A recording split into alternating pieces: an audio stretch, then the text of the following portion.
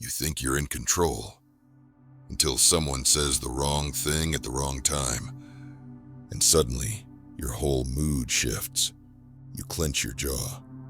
Your heart rate spikes. You start rehearsing comebacks in your head. Or worse, you snap and say something you regret, and then you call it anger. But here's the truth most people can't handle. Anger isn't power. It's proof you've been compromised. Because when someone can get a reaction out of you that easily, they own you. Doesn't matter how smart you are, how tough you act. If your emotions can be hijacked by anyone who presses the right button, you're not dangerous, you're just loud. But there's another way, a colder way, a stoic way, where silence becomes your weapon, where people try to provoke you and get nothing. No flinch, no reaction, just stillness. And that stillness makes them uncomfortable. Because now you're not predictable. Now they don't know what you're thinking. And that's power. In this video, you'll learn exactly how to build that kind of control and become the one person nobody can shake. Anger feels powerful. It gives you that surge, the fire, the energy, the sense that you're finally standing up for yourself. But here's the Stoic truth. Every time you lose your temper, you lose control. And if someone can make you lose control, they can steer you anywhere they want. That's not strength. That's being programmable. Marcus Aurelius said, "You have power over your mind, not outside events. Realize this, and you will find strength." People who want to dominate you don't come with weapons. They come with questions, with sarcasm, with comments designed to poke your ego and test your emotional leash. And if you snap, they know it's short. So the first rule is simple. Stop thinking anger is proof of your strength. It's a signal that someone else still has access to you. In any confrontation, the calm one is in control, not the loudest, not the most aggressive. The one who doesn't flinch. That's the person who makes people uncomfortable, because they're unreadable. When you don't react how people expect, they lose their script. They start second-guessing themselves, and suddenly, the power shifts.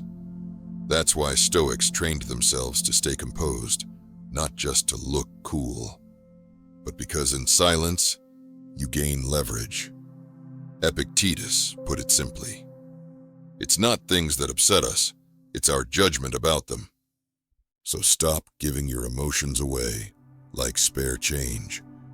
When they try to trigger you, let them talk, let them escalate, let them get loud. While you watch, while you study, while you say absolutely nothing, and own the room without lifting your voice. You don't learn calm by talking about it. You build it. You earn it. Under pressure. And pressure isn't always loud. Sometimes it's subtle. It's that sharp comment slipped into a meeting. It's the fake laugh after someone disrespects you in front of others. It's the long pause after you speak, designed to make you second-guess yourself. Most people take the bait. They try to defend themselves. They over-explain. They match energy. You don't. You let the silence work for you. You let the tension sit. Not because you're afraid, but because you know exactly what you're doing. Every time you resist the urge to react, you sharpen your control. You build that second layer of thought, the one that catches the impulse before it escapes your mouth. That's what the Stoics trained. Not to feel nothing, but to control everything. Epictetus said, if someone succeeds in provoking you, realize that your mind is complicit in the provocation. That means your trigger isn't them. It's you, your ego, your insecurity. your need to be right. Kill the trigger, and they have nothing. So train for it daily. Start small. Delay your response by 5 seconds when annoyed. Say less than you want to when someone disrespects you. Hold eye contact instead of raising your voice. Because real power isn't in how fast you talk back. It's in how still you can stay when the fire is rising. That kind of control, that unnerves people. That makes them unsure. And in any game of power, uncertainty is your greatest weapon.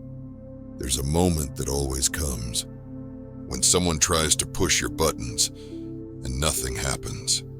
No flinch, no reaction, no emotion to grab onto. That's when the panic sets in. Not yours, theirs. Because people who rely on control don't know what to do when they can't read you. They start over-explaining. They repeat themselves. They talk faster, louder, like they're trying to fill the silence they can't stand. And you stay calm. You sit in the tension. Because silence isn't uncomfortable when you've trained for it. That's the paradox. They think staying calm is weakness until they realize they're the only one reacting. Then it becomes fear. Because they can't play chess with someone who doesn't move like they expect. Most people's power depends on your reaction. They live off your emotion. And when you cut the supply, they collapse. A Stoic mind doesn't chase control. It becomes control. Marcus Aurelius wrote, "The best revenge is to be unlike him who performed the injury." So when someone disrespects you, and you don't match their energy, that's dominance. When someone tries to rattle you and you just blink slowly, that's psychological warfare. And when you walk away without saying a word, that's a language they'll never understand. Let them try to provoke. Let them think they've won because you didn't respond.